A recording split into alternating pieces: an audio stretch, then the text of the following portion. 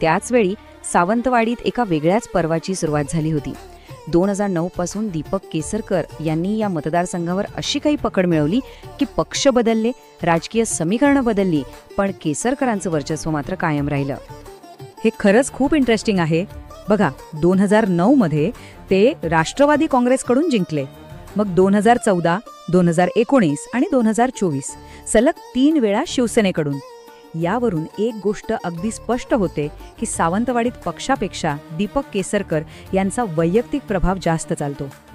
आता परत एकदा कणकवलीकडे वळूया. इथे नितेश राणे यांनी फक्त निवडणुका जिंकल्या नाहीत, तर प्रत्येक वेळी आपलं मताधिक्य म्हणजे विजयाचा फरक जबरदस्त वाढवला. 2014 मध्ये तो फरक होता साधारण 26,000चा.